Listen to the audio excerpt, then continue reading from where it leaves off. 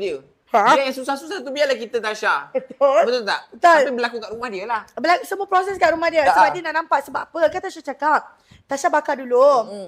Bau dia Tasha bagi kat dia. Kita Biar akan dia dalam meresap. bilik kan? Dalam bilik. Dalam bilik. Tak payah pasal kipas. Dan make sure jangan ada atas tu. Tak boleh. Tak boleh.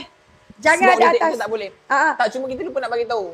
Package yang 4 ni, kita tak flashkan tau.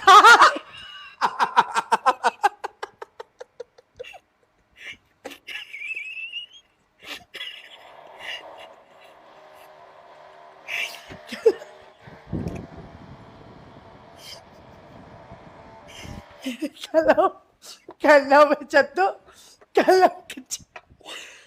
Sebab kita belum bagi bukti kan. Kalau macam tu, Tasha makan petai dulu lah.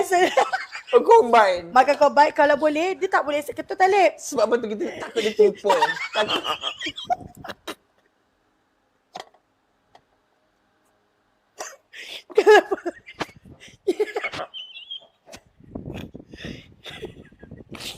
Sebab kalau kita habiskan terus, nanti dia akan kata kita buat kerja. Betul. Tapi mana bukti pergi cepat? Betul tak boleh? Lagi satu sebenarnya, kita tak suka jamban cangkong.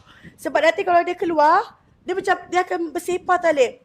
Dia cerot dia ke tepi ke kanan. Dia tak boleh. Dia kena make sure jamban duduk saja. Pilih yang mana? Solusi boleh tukar betul. fikiran lagi. Nak yang mana?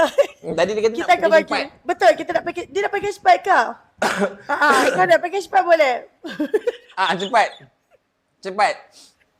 Jelas ke tak jelas? CEO Lucy dah berubah fikiran nak package yang mana. Tapi memang betul lah. Walaupun package tu murah, tapi dia ada pro and con juga sebab lah. ada customer komplain. Ya. Dulu kita package kita habiskan cepat semua. Sangat. Tadi tak dapat bukti. Ya, tu cakap cepat sangat proses dia. Tapi jangan risau, tak ada.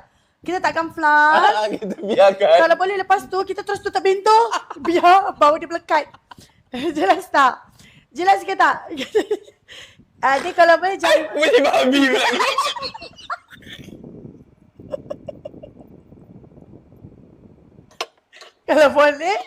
Kalau boleh jangan guna jamban cangkong lah. Jamban dulu lebih afdal. Sebab kalau jamban cangkong, dia terus keluar.